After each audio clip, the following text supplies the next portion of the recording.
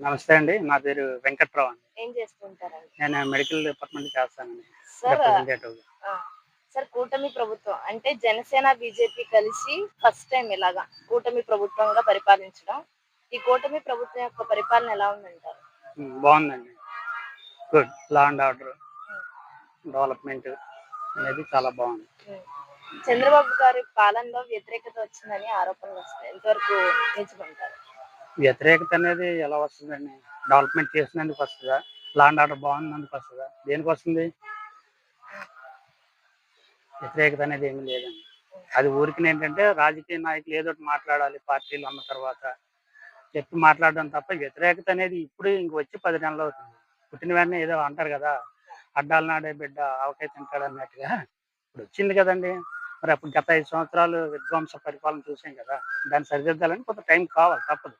మూడేళ్లు కళ్ళు మూసుకోండి. తర్వాత వచ్చేది నేనే 2.0 చూపిస్తా ఆయన అంటున్నారు. మూసుకొని ఉన్నాడు గదా! ఆయన మూసుకుంటే ఆయన మూసుకుంటే ఎవరికి అభ్యంతరం అండి. కళ్ళు మూసుకొని ఆళ్ళ కార్యకర్తలకు చెప్తున్నాడు కళ్ళు మూసుకోమని. కళ్ళు తెరిస్తే డెవలప్‌మెంట్ కనబడతది. కళ్ళు మూసుకుంటే ఏం కనబడతది? విధ్వంసం కనబడతది. పార్టీ నాయకులు జైల్లోకెళ్ళడం, ఐఏఎస్‌లు, ఐపీఎస్‌లు జైలుకి పంపించడం. కళ్ళు మూసుకుంటే కలలో అయి కనబడుతుంటాయి. కళ్ళు తెరిస్తే కుదరదండి. అదే కరెక్ట్ అని చెప్పి ఆయన నిర్ణయించుకున్నారు. సార్ వంశీ అరెస్ట్ మీద ఇప్పటికి జనాలు ఎవరైతే వైసీపీ వాళ్ళు ఉన్నారో ఇప్పటికి వంశీది తప్పు లేదు అన్నట్టు మాట్లాడుతున్నారు. తప్పు చేసినోడు తప్పుందని ఎలా చెప్తారండి?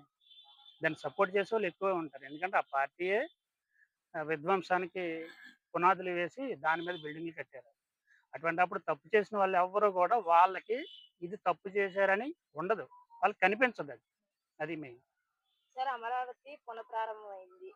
ఇన్ని సంవత్సరాలు డెవలప్‌మెంట్ లేని అమరావతి ఇప్పుడు డెవలప్‌మెంట్ అవుతదంటారా? ఖచ్చితంగా కంపెనీస్ అనేవి వస్తాయంటారా? డెవలప్‌మెంట్ అవ్వలేదని ఎలా చెప్తారండి మీరు? గత 5 సంవత్సరాలైతే ఏమీ లేదు. అక్కడ గడ్డి మొలిచింది, అడవన్నాడు, ఎడారన్నాడు, అది చెప్పాడు, ఇది చెప్పాడు. కరెక్టే.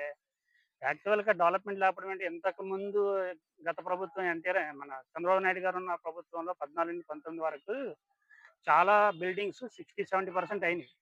ఈ జగన్మోహన్ రెడ్డి అనే వ్యక్తికి కనీసం కామన్ సెన్స్ ఉంటే ఆ 30, 40% నిధులిచ్చుకుంటే ఈ పాటికి ఎన్నో ఓపెనింగ్‌లు ఆయన 5 సంవత్సరాలు చేసేవారు. అది కనిపించట్లేదనంటే చంద్రబాబు నాయుడు గారు చేస్తే అది ఉండకూడదు. ఆ శిలాఫలకాలు ఉండకూడదు. అది సార్ ఆయనదది. అంటే ఇప్పుడు వైజాగే కావచ్చు, ఇంకా నెల్లూరు ఇలా 3 రాజధానులు తీసుకొచ్చారు జగన్మోహన్ రెడ్డి. సో, అలా తీసుకురావడానికి అసలు కారణం ఏంటంటారు? 3 రాజధానులు. అసలు దాంట్లో అర్థం ఉందండి అసలు? పోనీ అర్థం ఉందా? 3 రాజధానులు ఒక రాజధాని కట్టలేదు. ఆయన 60, 70% అయిన బిల్డింగ్‌లే కనీసం 30, 40% పెట్టి కట్టుకుంటూ అయిపోయేదానికి 3 రాజధానులన్నారు. కనీసం